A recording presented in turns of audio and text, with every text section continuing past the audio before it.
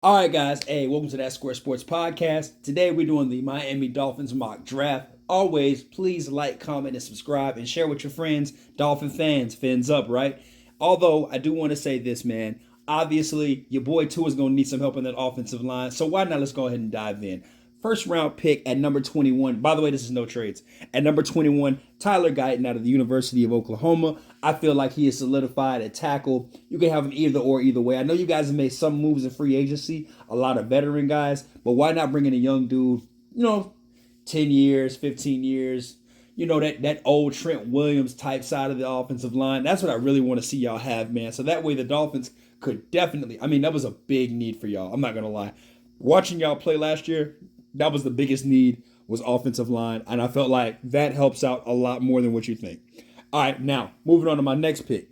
Pick 55, Braden Frisk out of Florida State defensive line.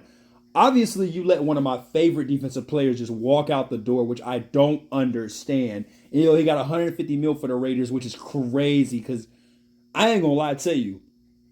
Christian Wilkins should have definitely stayed with the Dolphins. Bradley Chubb, all y'all, man, that whole defense should have stayed put, man. That would have been perfect. But I understand, it's a business in the NFL at the end of the day. It is what it is. Not what we want, it's what they want, right? Because they're running the organization. And I say this with a grain of salt. Braden Frisk is not going to fill the shoes of Christian Wilkins right away, but he has the potential to make an impact on your defense right away. Now, with that being said, obviously he had a great combine, great size, big dude, can move. He did everything right pretty much going forward, but it's crazy enough as if you watch his tape, he can line up inside, outside. He can play a little edge, play a little nose tackle. He's just a great mixture of both things, and that's what I'm really loving about this dude right here, man. And a lot of people really are kind of like, they weren't really overlooking it. It's just the fact that I think they needed to see it up close. You know what I mean? Obviously, this time of year, a lot of players get a lot of exposure, and this is the great time for him to make his market, make his move, get his bread, get his paper, get his money. You feel me? With that being said, at pick 158, I know you guys got Ramsey on one side. Why not get a young corner that can cover the slot? Josh Newton out of the University of Texas Christian University. And I'm not going to lie, dude. When I watched him first, I wasn't in love with him because obviously that great season that TCU had a couple years back when it was them versus Georgia in the national championship game. I was like, okay, Newton is doing his thing here and there. I kind of seen him a little bit here and there, but when I really thought about it and I watched him play this year going into this season, the Colorado game, not the Nebraska game, the West Virginia game, stuff like that, I started seeing. I said, dude, he really can't really cover the number one guy. However, he will make it to the league due to the fact that he has the ability to be coachable, because as the season went along, he got dramatically better. And that's what I liked about it. But I just see in the long run him not really being a number one right away. In due time, see what the boys do defensively if they want to coordinator want to try him out every once in a while. But I think that he has to get there. That's why I have him going at 158 for the Dolphins. I do believe that he will help you out immediately though with your corner situation. I do like it a lot for you guys. Great fit. That's just what I like to see. Now at pick 184, we got Tyron Hopper out of the University of Missouri. Okay.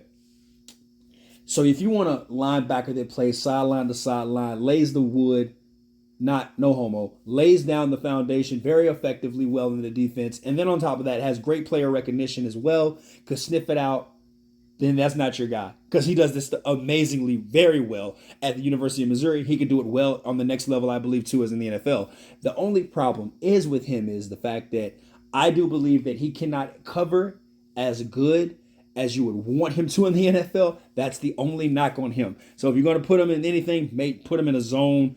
Don't have him go man because he will get beat. He got demolished in a lot of games. So that's something that I do like for the great Dolphins. I like him for you guys. He fits the description of what you guys are.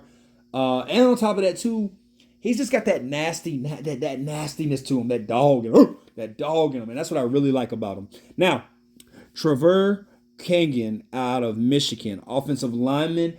So if you guys remember, if you were watching any college football this season, especially in the playoffs, Michigan had a great running attack.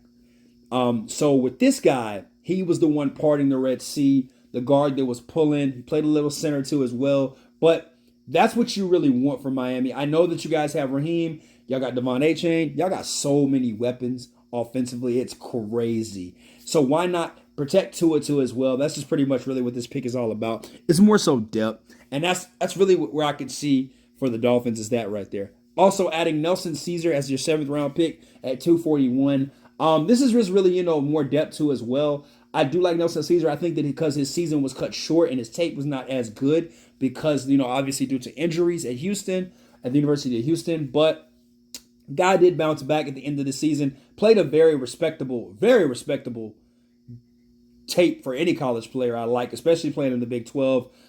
Before he went down, he gave Texas a problem, and obviously he didn't make it to the Kansas State game. But I will say effectively, this guy is a man that really can take care of business, and I do like that very much for the Miami Dolphins. Let me know what you guys think in the comments. I'm trying to make these videos short and quick. I will be dropping the Miami Dolphins trade video next too as well, so give me some time on that. But hey, let me guys know what you think on this one. Yo, peace. I'm out.